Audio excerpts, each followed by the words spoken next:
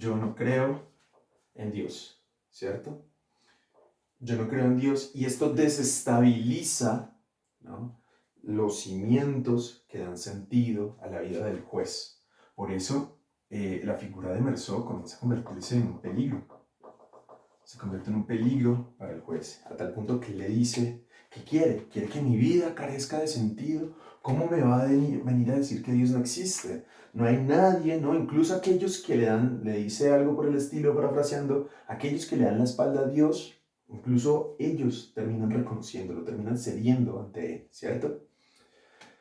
Entonces tenemos dos puntos fundamentales: el análisis de su vida privada y cómo influirá esto en la audiencia y en la condena, y que Merceau comienza a establecerse como un peligro porque está desbaratando los cimientos sobre los que se funda una sociedad, ¿no? Eso sí, ese ideal de valores sobre el que se funda una sociedad se ve en peligro al enfrentarse a un personaje como Merceau, ¿no?, que definitivamente no corresponde a ese mismo ideal de valores del mundo que lo rodea.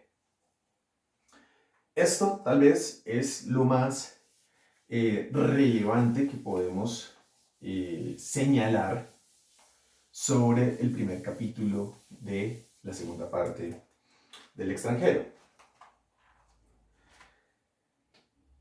Se me olvidaba comentar que el tercer punto más importante es justamente que ya comenzamos a configurar cómo será juzgado a partir de la vida privada, ¿no?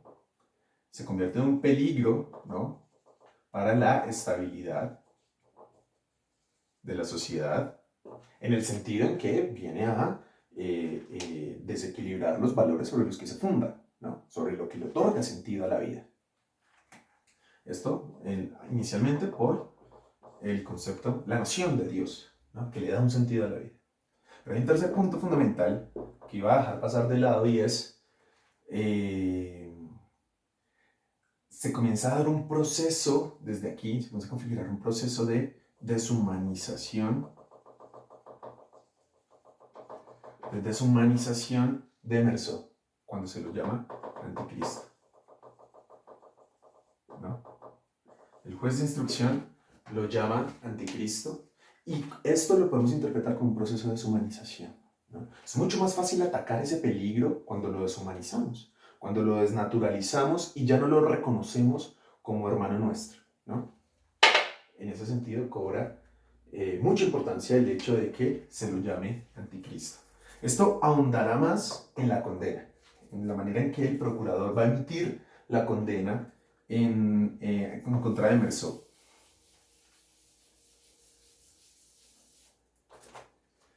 Ahora, en cuanto a la costumbre, ¿no?, creo que resulta evidente ver que Merceau se enfrenta a una nueva realidad, ¿no?, a una nueva realidad.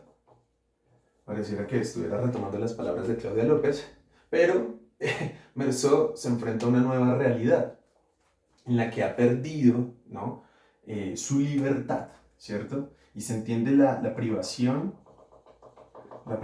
de la libertad es su castigo, ¿no? Merceau es plenamente consciente de esto y entiende, ¿no?, el sentido de la privación de la libertad como castigo para un criminal. Y dice, lo más difícil, ¿no?, es que todavía tiene pensamientos de hombre libre, ¿no? Fue lo más difícil inicialmente, en donde existen necesidades físicas como, por ejemplo, el sexo, ¿no? Pensaba mucho en María, aunque él mismo nos dice, no necesariamente tenía que pensar específicamente en el rostro de María, sino en todas las mujeres, ¿cierto? Son necesidades físicas de las que se ve privado. Y por otro lado, otro tipo de necesidades, de sensaciones como el fumar, ¿cierto? El fumar, el poder caminar, ir hacia donde él quiera, ¿no? En pocas palabras, la síntesis es la privación de la libertad. Y él dice, debo acostumbrarme a una nueva realidad y inevitablemente tenemos que relacionar esto con lo que Camus mismo nos planteaba en el mito de Sísifo, ¿no? ¿Cuál es la función de la costumbre en la vida del ser humano, ¿no? Es ese velo, ¿no?, que nos permite sobrellevar la existencia. Porque aquí hay un gran enemigo, que Camus también nos lo menciona en el mito de Sísifo, contra el que se enfrenta Meursault, y es el tiempo, ¿no? Meursault tiene que luchar contra el peso que genera sentir, ¿no?, sentir el paso del tiempo, ¿no? Sentir el paso del tiempo, situarse en el tiempo, es algo que genera un malestar. Ya lo vimos en el mito de Sísifo, ¿no?, que nos lleva hacia el absurdo. Pero en esta nueva realidad, eso no se puede enfrentar, no tiene muchas herramientas para enfrentarse a esta nueva realidad, ¿no? Ya no está, ya ha perdido su libertad, lo que le podría ayudar a enfrentarse a este malestar, sentir el paso del tiempo, ¿no?, el peso del paso del tiempo. ¿Cómo se enfrenta a él? Con la memoria, con la costumbre, ¿no? Los recuerdos se convierten en el mejor aliado de Meursault para sobrellevar el tiempo.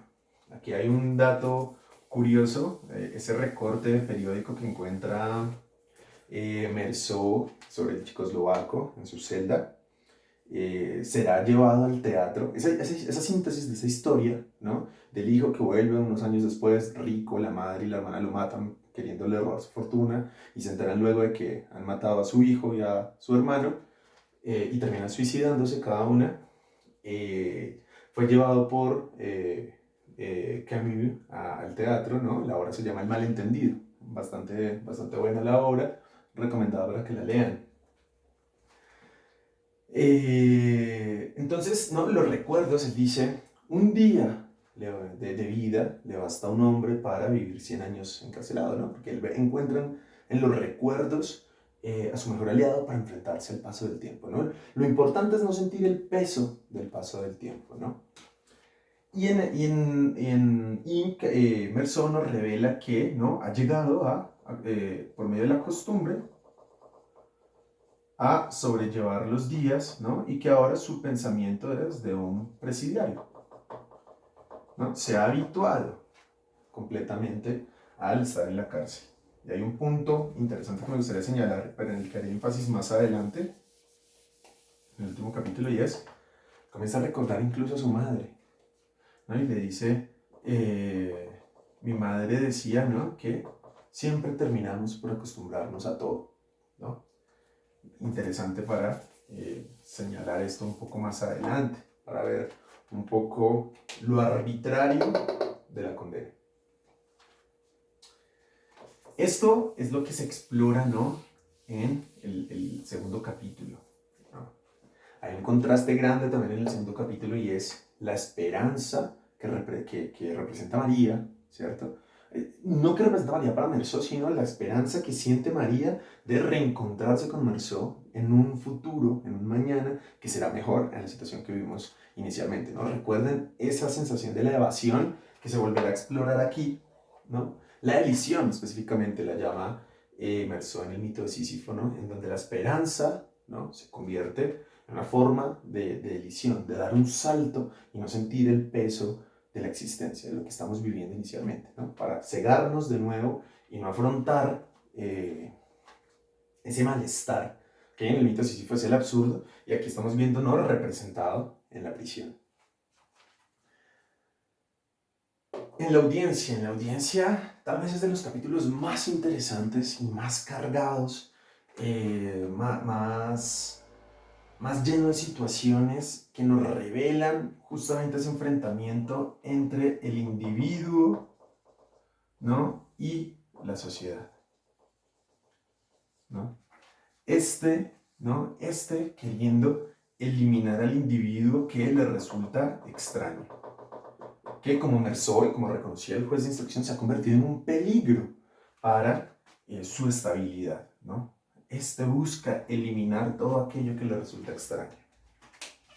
Y vamos a ver, aquí ya se termina de configurar completamente cuál es el verdadero delito por el que se va a juzgar a Meursault. Meursault en ningún momento se va a condenar por la muerte del árabe, sino se va a condenar ¿por qué?